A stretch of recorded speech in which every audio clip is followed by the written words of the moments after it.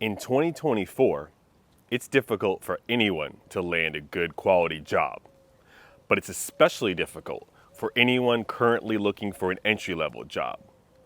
Now, you could be looking for an entry-level job for multiple different reasons. You could just be fresh out of college. You could be fresh out of high school and just looking for something that doesn't require a degree or years and years of experience. You could be in the middle of a career transition. You could be someone like myself who spent over 10 years in technology, only to one day wake up and realize that most big companies that you could probably work at are not hiring. They're just laying a bunch of people off, and it might be time to have to really pivot into a different line of work. But for whatever reason, it's really not super entry level when you think about it, because there should be some level of anybody can get this job. There should be some level of anyone who is willing to do it, whether it's cleaning toilets, flipping burgers, or basic data entry. If you want the job, you should basically be able to get that job with relative ease. But in this job market, no job comes easy. Every job is a challenge. So I have some articles to go over today in which we're going to dive into this idea that entry level really isn't that anymore. It's just another challenging role to get, this time with lesser pay. And most of these entry-level jobs are demanding years of experience. Let's dive in. Our first article today is from topresume.com, and the headline is, "Why do entry-level positions require experience? Plus, how to get around it." How are you supposed to get a job when every entry-level position requires at least 2 to 5 years of experience? And as always, all of my articles I talk about here today are listed down in the description below so you can read them for yourself. I'm just going to go over the highlights and how it pertains to what we're talking about today.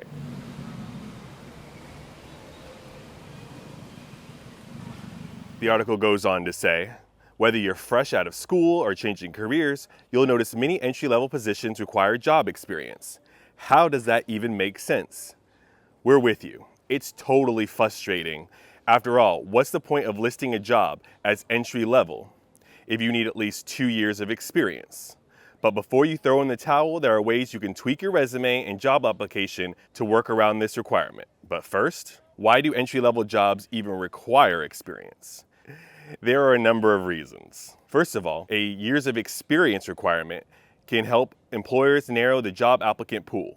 If companies post entry-level jobs requiring 0 experience, then they could get flooded with unqualified applicants who don't know the first thing about the industry. Second, the definition of entry-level varies from job to job, company to company, and industry to industry. Some folks in the HR department might feel as though an entry-level applicant should come with some experience, even if that's an internship or senior project, while others might be more willing to hire someone with literally no experience.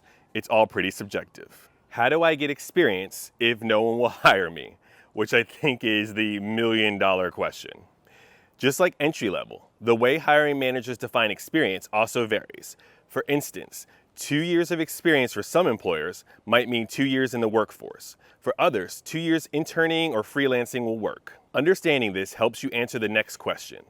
How do you get more experience if no one will hire you?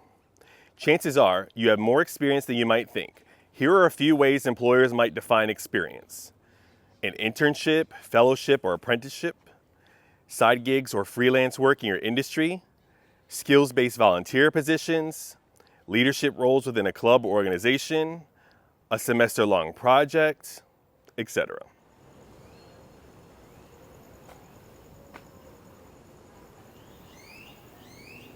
So I think that maybe a few years ago, when the job market was a lot stronger than it is now, this kind of information could help. I think these could be good suggestions. But now I just don't think so. With how many applicants these employers have to choose from, I believe they're not just going to look for someone with an internship or volunteering experience. They're going to look for someone with a lot more experience than that. And then the article goes on to list different things you could do on your resume, which if your resume is not getting pass the ATS, if your resume is not standing out compared to your competitors who have 5 to 10 years of experience compared to your 0 years of experience, I don't think that's going to help either. But they tell you to do such things as write a powerful resume summary, create a skills section, make a list of your achievements and activities, and then they say, finally, it doesn't hurt to just apply. At the end of the day, remember this: the chance of someone ticking off every single box under job requirements is pretty slim. If you don't have exactly 2 years of experience under your belt, but you otherwise qualify for the job, then still apply. At the end of the day, don't overthink it and just be honest. The worst thing that can happen is they can say no, but at least you tried.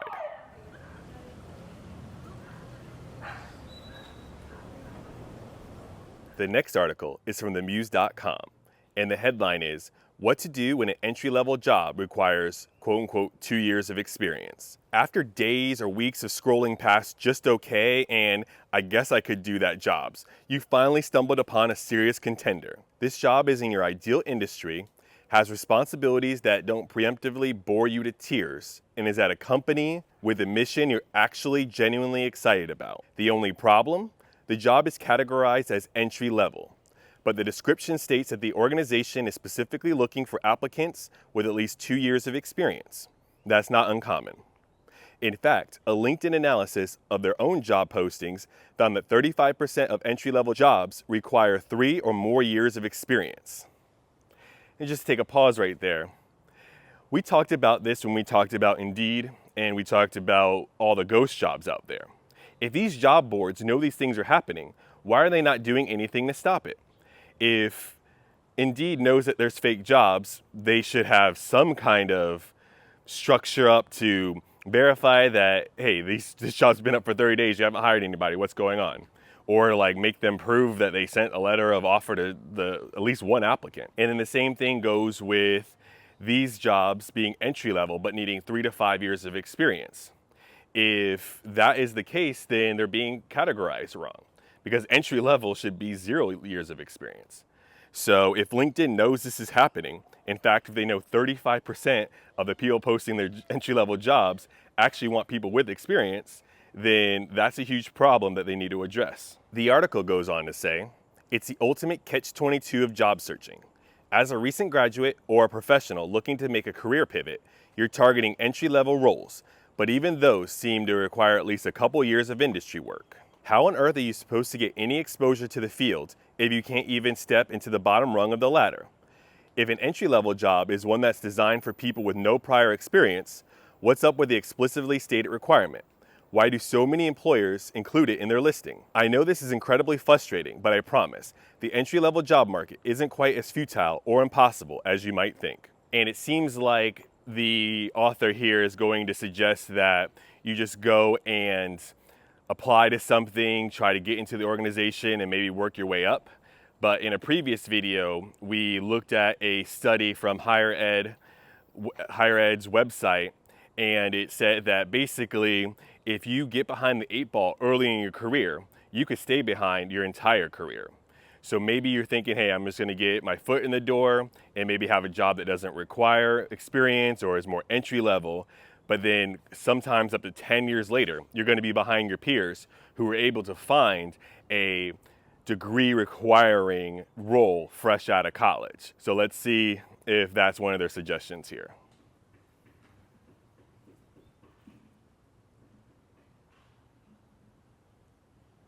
Why do so many entry-level jobs ask for 2 years of experience?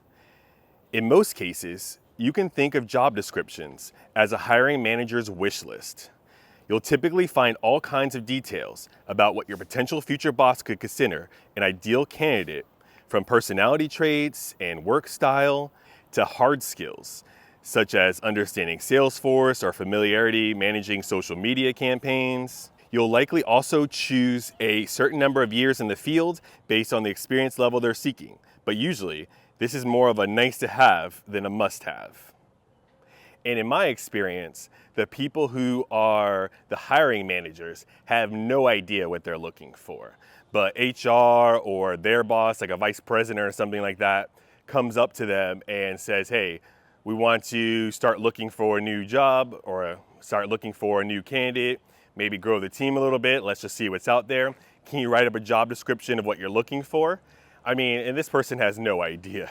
They just think of maybe their pain points and some stuff that they could take off their plate, and they either fall into one or two categories. They write the most basic stuff that means nothing to the average person, or they use just the terminology and buzzwords and lingo of, the organization that no one knows what that means, like rock star, superstar, those kind of things.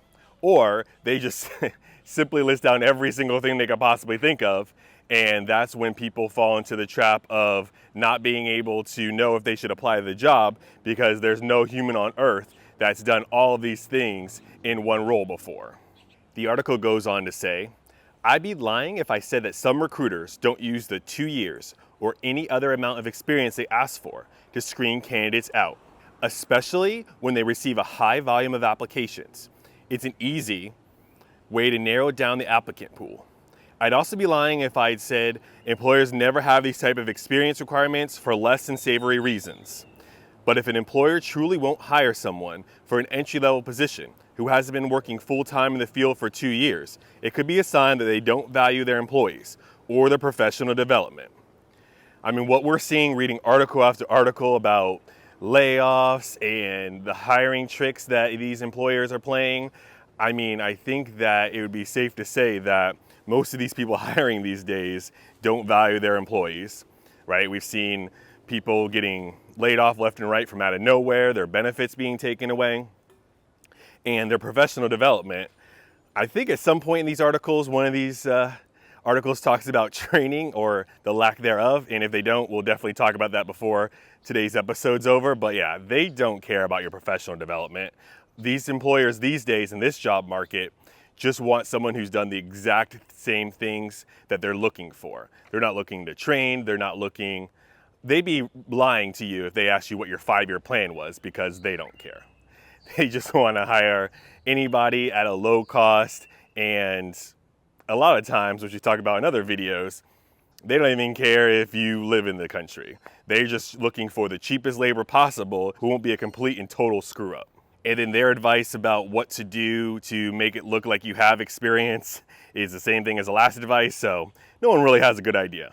I mean, internships, volunteer work, part-time jobs, blah, blah, blah. And then just ways to add things to your resume. And then they go on to say that you could focus on transferable skills that you do have and clearly state your ability to contribute directly to the company or team. Most online applications nowadays go through an applicant tracking system, which helps recruiters and hiring managers search for candidates who have specific experiences or skills on their resume. But these systems cannot be used to search for only resumes with a certain number of years experience or more. It's up to the human who reads your resume to do that. So if you're able to convey your knowledge in a way that makes it easy for a prospective employer to see how your unique abilities would complement their needs, you stand a decent chance of surviving the initial test. Not quite meeting that 80% of qualifications cut off? That's okay.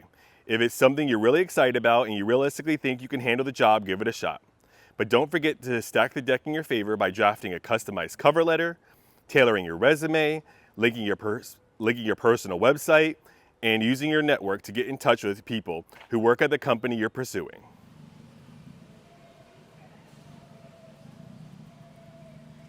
And it's just a shame what this job market has come to. Previously, we talked about the idea of, would you pay to find a new job? So essentially, there's companies like Flex Jobs in which you could pay, I think, $70 a year for access to maybe getting a recruiter to look at your resume. But the more we dove into that and talking to you guys, it seemed like that was really just a waste of money, and it was the same kind of jobs that you could find elsewhere. Outside of that, it looks like to me, Indeed is just mostly government jobs, which is fine if that's your thing. And LinkedIn looks like half of their jobs are sponsored, which probably just means that the employer is just paying a little bit extra to get to the first couple of pages. It's kind of like when you're searching for something on Google and you see all those sponsor posts that people are just running ads on to get noticed. And I don't really know if they care about getting the jobs particular, or if it's just a way to brand their company and just to keep their organizations at the top of your mind. But there is no real easy way to apply to a job. It used to be, back in the day, you could go into an office and see a help wanted or a hiring sign, and you could just go in and you could maybe have an interview right there on the spot. And maybe that still works with fast food, or maybe that still works with some retail jobs, but you used to be able to do this in the corporate setting.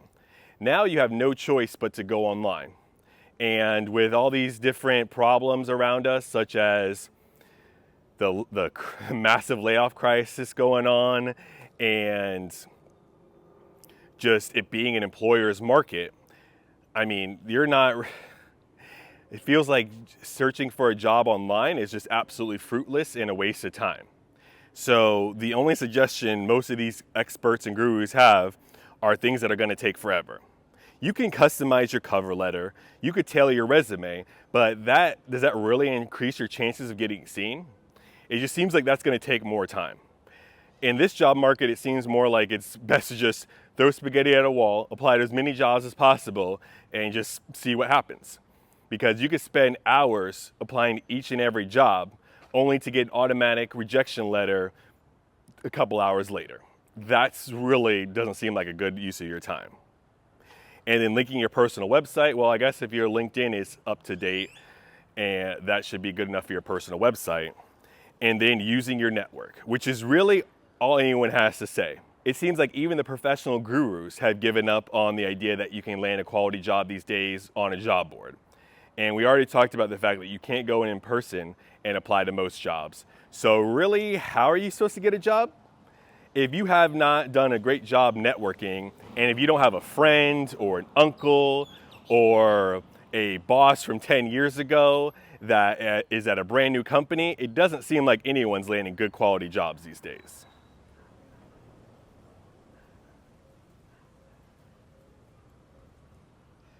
Our next article is from upjourney.com, and the headline is, "Why do entry-level jobs require experience?" And this goes and talks to different people and quote-unquote career experts about what we should be doing to basically be landing an entry-level position. So one person says, employers want people who are trustworthy and have a history of showing up for work every day. If you're hiring someone from an entry-level position who has never worked a day in their life, you need to commit several days or even weeks for their training. So a couple of things there before we even continue. I've worked with tons of people who have 10, 15 years experience, if not more, and they're completely checked out. They're hard to get in touch of. They are not team players. They don't want to contribute. They show up late to meetings. If they even show up to meetings, they're very difficult, and they're really not valuable members of the team. But a lot of times they know somebody, they're friends of somebody, or they just have this knowledge that they have in their head that no one else has. Everyone else has already left the company, and they're one of the last couple of people who knows about a software or a database or something else of that nature. So I'm gonna say that people younger in their career are a lot more hungry to do whatever it takes and to put their needs behind the needs of the employers, unfortunately, just to get a job. So that's not always going to be the case that someone who's been working is reliable. And then training, that's what it really comes down to. So let's just talk about that right now. Most of these gurus are talking about training. Training is completely out the window. And as I told one of you guys, what happened? Because I feel like earlier on in my career, you would just need to have a basic understanding of the role, a little bit of experience, present yourself well in the interview, and then they could just train you on the rest. My first job out of college, the hiring manager basically said that I can't train you on the hard skills like Excel and Access that we used back in the day, but I can tell you everything you know about the industry and what you'll be doing. And that was fine. I was already pretty good at Excel, and they gave me a test on Access. I studied over the weekend and got a 95% on the test. So learning the hard skills, learning the technology should be pretty straightforward, but they don't want to train you on anything anymore. So this idea that you could make 80% of the resume, or if you're not a perfect fit, still apply, in 2024, I gotta say that is completely out the window. you need to be an exact match for what you're looking for. So when it comes to entry-level jobs, I don't know how you're supposed to do that.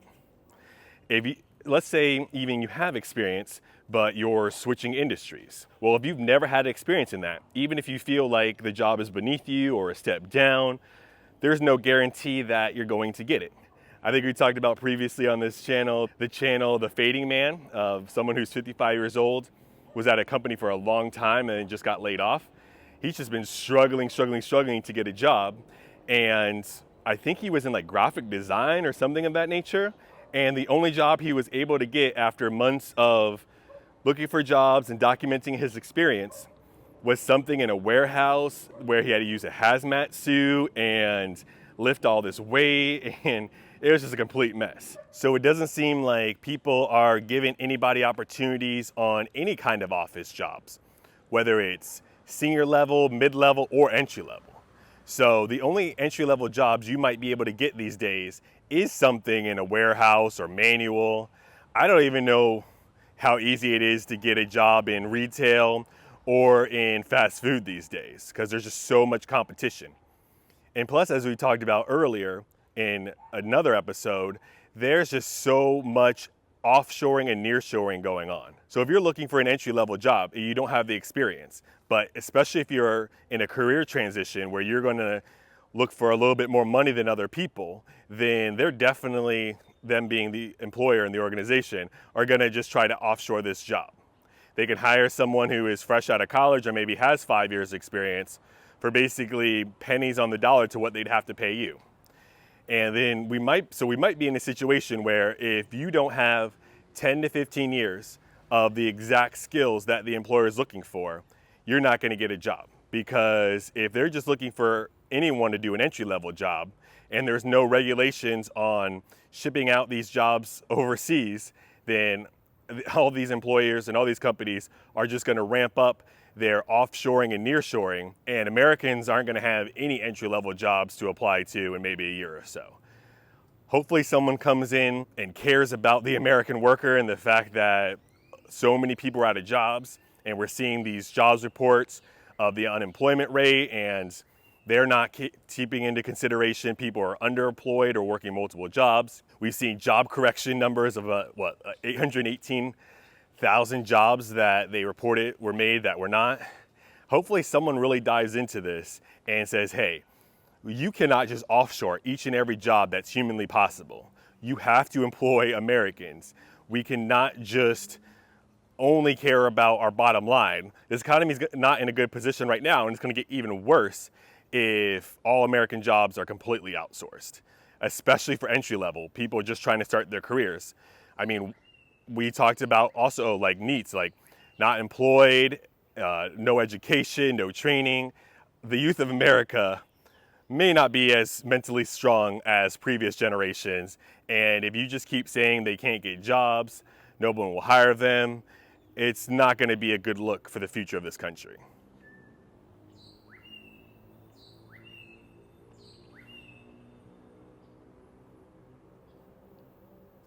The next guru tips are, it boosts the quality of the applicants. Although there are a lot of AI tools available for recruitment, not that many companies actually use these. This means that recruiters or hiring managers need to review every single CV that they receive. Imagine having tens of vacancies at a time. This must mean a lot of work. Oh, that's so sad. The next one is, the company is hoping to recruit a skilled professional for the salary of a newbie. Now we're actually starting to talk about things that make sense. Now we're starting to talk about things that could actually be true. Although it is quite painful to say out loud, many employers just don't want or don't have the necessary funds to offer competitive salaries for experienced individuals. So where are the funds? We see all the layoffs happening. I mean, they're clearing up space. Are all the funds going to the CEO? Are all the funds going to the CEO commuting to work every day in their private jet? You know, maybe that's happening. Maybe you could do a little less of that and a little more hiring a few hundred people for that money. They have a requirement of work experience for an entry-level position, but guess what? The company is actually hoping to recruit a skilled professional for the salary of a newbie. And that's what happens when it's an employer's market. they will do whatever it takes to lowball people. And in their ideal world, they wouldn't hire anyone with no experience, with just transferable skills, with just internships. They would hire someone with 5 to 10 years of experience who will take a entry-level salary. That's exactly what they're looking to do. It may also be a case of a limited payroll budget. Although the company cannot offer competitive compensation, they surely need top-notch specialists and are trying to cover it up with an entry-level position. And I would be okay with that if we're talking about a startup, if we're talking about a mom and pop or something of that nature. But when we're talking about publicly traded companies, I do not believe the reason they're trying to give experienced, seasoned employees entry-level pay is because they can't afford it. I just don't believe it. The next one says, hiring managers are fed up with resume exaggerations. I mean, every other guru we've covered so far in today's video has talked about transferable skills, talk about other skills and other experience that you have. I mean, what is the happy medium between I'm gonna put my exact experience, no lies, and I have to over-exaggerate even to get seen or picked up? I gotta put skills that I might not be very good at into the resume just to get seen by a human. What is the middle ground? What is the sweet spot between not exaggerating or lying or whatever you want to call it, and even getting an opportunity to get a job that'll pay your bills and you'll be able to put food on the table? It's a very, very tough dance out here. Often, candidates tend to overstate their skills and qualifications. Exaggerating the work experience needed could be a hiring manager's way of responding to that. I always recommend fresh job seekers to overlook the experience requirements on entry-level jobs and take the plunge if they feel they fit around 80% of the eligibility criteria. You might just get a callback. You might not. Another person says it's for experienced people but pays low. Besides the above reasons, sometimes an experience requirement on an entry-level position is exactly that.